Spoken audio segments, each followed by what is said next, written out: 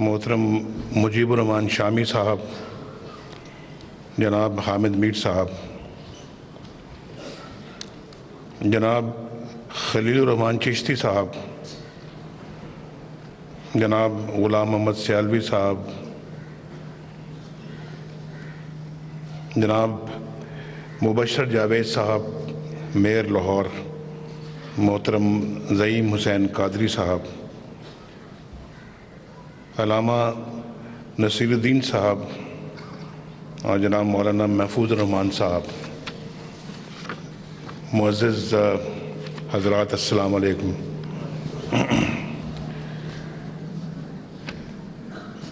جامع نعیمیہ میں آمد ہمیشہ میرے لیے ایک روحانی تجربہ رہی ہے۔ اس ادارے کی فضا میں عشق مصطفیٰ صلی اللہ علیہ وسلم کی مہک ہے۔ یہاں قرآن مجید اور سنت رسول کی خوشبو پھیلی ہوئی ہے۔ یہ درسگاہ مفتی محمد حسین نعیمی رحمۃ اللہ علیہ اور مفتی محمد سرفراز نعیمی رحمۃ اللہ علیہ کی یادوں سے آباد ہے۔ یہ وہ شخصیات ہیں جنہوں نے دین کو وحدت کے لیے استعمال کیا، تفرقے کے لیے نہیں۔ اگر ایسے ادارے میں کسی کو روحانی سکون نہ ملے تو پھر کہاں ملے؟ یہاں آنے کا ایک فائدہ یہ بھی ہوتا ہے کہ ملک کے ممتاز علماء کرام اور مشائخ صاحبان سے ملاقات اور ان کی زیارت بھی ہو جاتی ہے۔ ان کے سامنے درد دل کہنے کا موقع مل جاتا ہے۔ اور آج ہمارا درد دل کیا ہے؟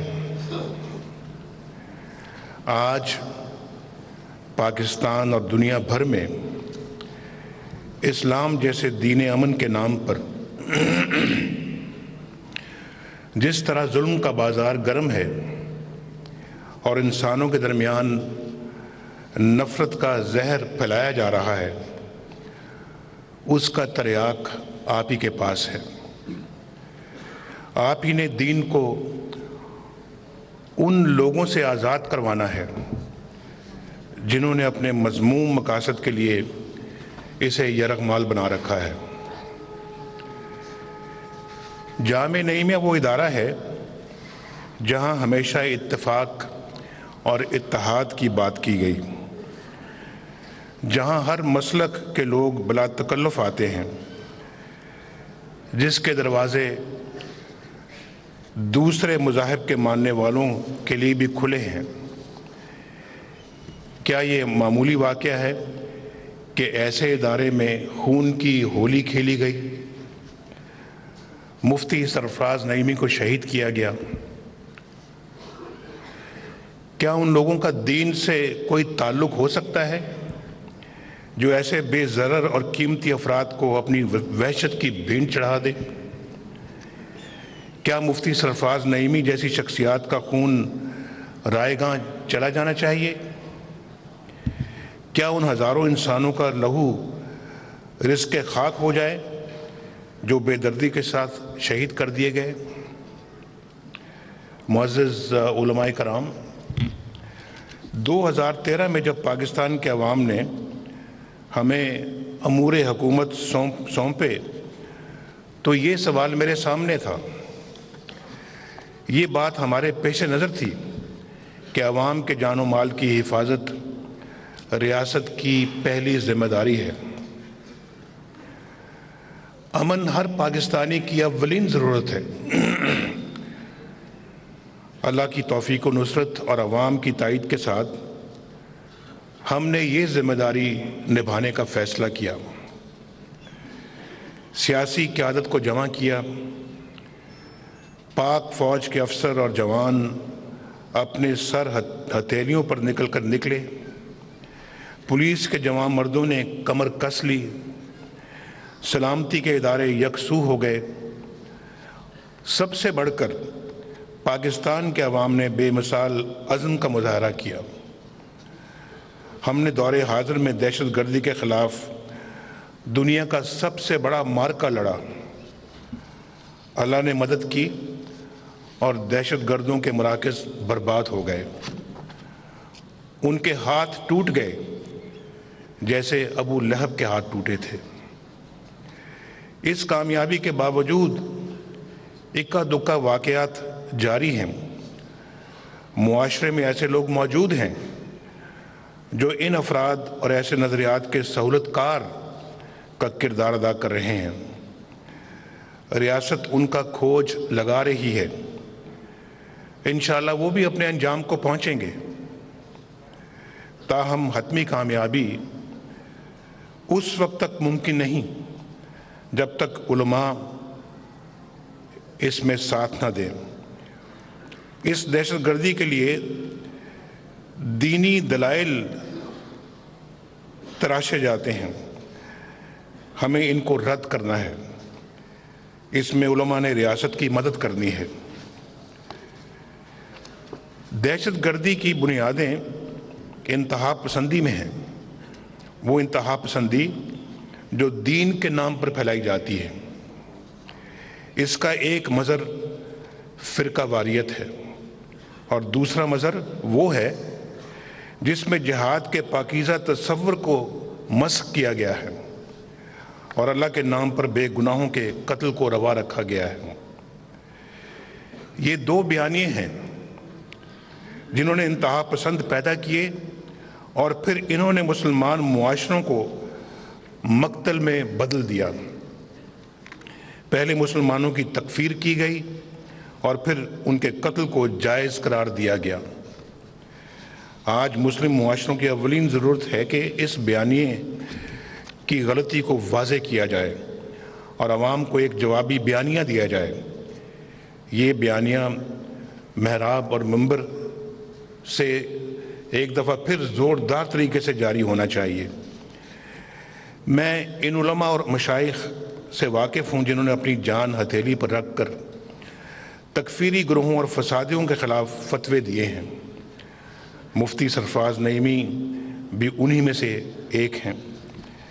میں جانتا ہوں کہ یہ کام آسان نہیں ہے۔ اگر کسی نے مولانا حسن جان اور مفتی سرفراز نعیمی کی طرح اس بیانیے کو چیلنج کیا تو اسے جان سے ہاتھ دھونے پڑے۔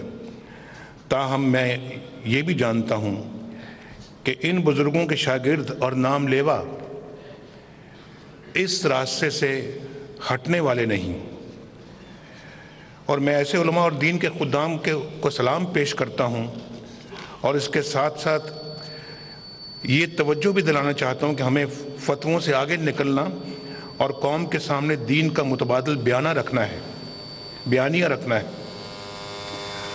وہ بیانیہ جو ہمارے اسلاف نے پیش کیا تھا، جنہوں نے مسجد اور خانقاہ کو امن کا مراکز بنایا، جنہوں نے مذہب کے نام پر فساد کی مذمت کی، جنہوں نے مذہبی آزادی کو انسان کا بنیادی حق سمجھا، جنہوں نے قرآن و سنت کے حقیقی پیغام کو انسانوں کے سامنے رکھا، یہی اسلام کا حقیقی بیانیہ ہے۔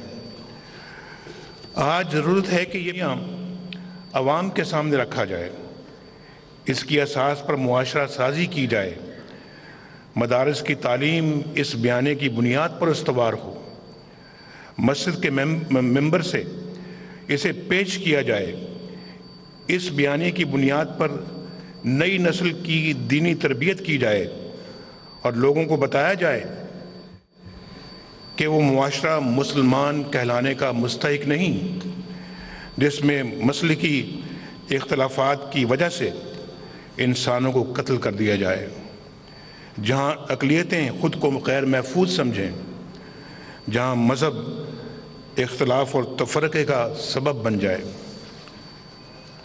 یہ کام علماء کرام کا ہے، یہ آپ کا کام ہے کہ سماج کو اس بیانیے کی غلطی سے آگاہ کریں، درد مندی کے ساتھ اس سوال کا جائزہ لیں کہ ہم نئی نسل کو جو دینی تعلیم دے رہے ہیں، کیا وہ اسلام کی تعلیمات اور مسلم مفاد سے ہم آہنگ ہے؟ ہمارے دینی ادارے دین کے مبلغ پیدا کر رہے ہیں یا مسلک کے علمبردار؟ اس کے نتیجے میں معاشرہ دین کی بنیاد پر جمع ہو رہا ہے یا پھر تقسیم؟ ان سوالات کے جواب کے لیے مفتی محمد حسینی جیسی شخصیات ہماری رہنمائی کا فریضہ سر انجام دیتی ہیں۔ مفتی صاحب بھی ایک مسلک سے تعلق رکھتے تھے، لیکن انہوں نے اپنے رویے سے ثابت کیا کہ علمی اور فقہی اختلافات کا مطلب تفرقہ اور منافرت نہیں ہوتی۔ انہوں نے اپنے طرز عمل سے اسلاف کی روایات کو زندہ کیا۔ امام ابو حنیفہ، امام جعفر صادق، امام مالک، امام شافعی اور امام احمد بن حنبل کی آراء پر بہت سے فقہی مکاتب فکر و وجود میں آئے۔ ان بزرگوں نے ایک دوسرے سے اختلاف کیا، لیکن باہمی احترام میں کوئی کمی نہیں آنے دی۔ آج بھی امت سب کا احترام کرتی ہے۔ یہ بات باعث اطمینان ہے کہ جامعہ نعیمیہ اور جامعہ اشرفیہ جیسے ادارے کئی دہائیوں سے اس شہر میں موجود ہیں جو اسی روایت کے امین ہیں، اور اللہ کا شکر ہے کہ یہ ہمیشہ شہر میں امن کی ضمانت بنے ہیں۔ ہم چاہتے ہیں کہ تمام ملک میں دینی ادارے اسی طرح امن کے ضامن بنیں۔ معزز علماء کرام، آپ کے پاس مسجد کے ممبر کی صورت میں وہ فورم ہے جہاں سے پاکستان کے عوام آپ کا مخاطب بنتے ہیں۔ مسجد کا ممبر آج بھی یہ ابلاغ کا سب سے مؤثر ذریعہ ہے۔ آپ یہاں سے وحدت کا پیغام عام کر سکتے ہیں، ان فتنوں کا دروازہ بند کر سکتے ہیں جو اہل فساد آئے دن کھولتے رہتے ہیں۔ یہاں صرف مذہب اور مسلک کے نام پر ہی نہیں، علاقائی اور صوبے کے نام پر بھی نفرت کا کاروبار کیا جا رہا ہے۔ یہ پاکستان کے عوام کو سزا دینا چاہتے ہیں کہ انہوں نے ان عناصر کو کیوں مسترد کیا۔ انشاءاللہ مسلم لیگ اس سازش کو بھی ناکام بنائے گی۔ میں ان عناصر کو یاد دلانا چاہتا ہوں کہ یہ وہی جماعت ہے جس نے پورے بر صغیر کے مسلمانوں کو جمع کیا تھا۔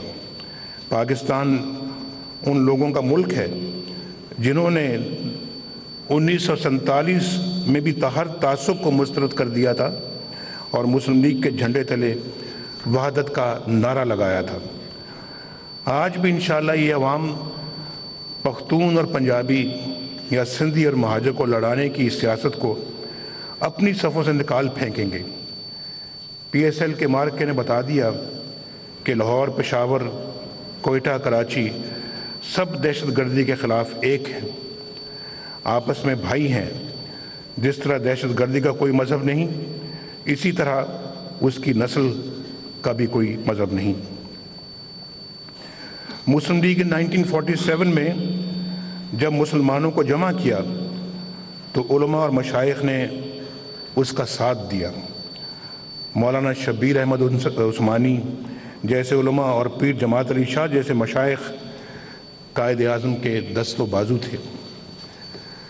آج پھر مسلم لیگ نے وحدت پاکستان کا مقدمہ لڑنا ہے۔ وحدت کے اس مارکے میں بھی ہمیں آپ کے ساتھ کی ضرورت ہے۔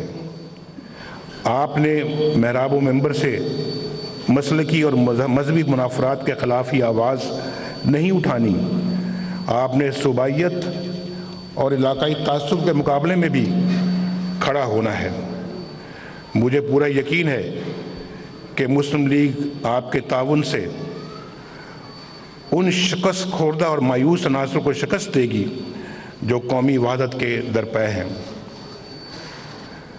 آپ سے یہ بات کہنے کے لیے شاید جامعہ نعیمیہ سے بہتر جگہ کوئی اور نہیں ہو سکتی تھی۔ یہ مفتی محمد حسین نعیمی اور مفتی محمد سرفراز نعیمی شہید کی خدمات کی قبولیت کی نشانی ہے کہ دنیا سے رخصت ہونے کے بعد بھی وہ معاشرے میں امن اور وحدت کی علامت کے طور پر زندہ ہے۔ میری دعا ہے کہ یہ ادارہ آنے والے دنوں میں بھی اسی طرح وحدت اور اتحاد کا مرکز بنا رہے جیسے ان کی زندگی میں تھا۔ اللہ تعالیٰ ہم سب کو خیر و برکت عطا فرمائے۔ پاکستان زندہ باد۔ آپ کو بتائیں مفتی محمد حسین نعیمی کے عرس کے موقع پر جامعہ نعیمیہ میں سیمینار کا انعقاد کیا گیا، جس میں وزیر اعظم نواز شریف اور دیگر رہنما شریک ہیں۔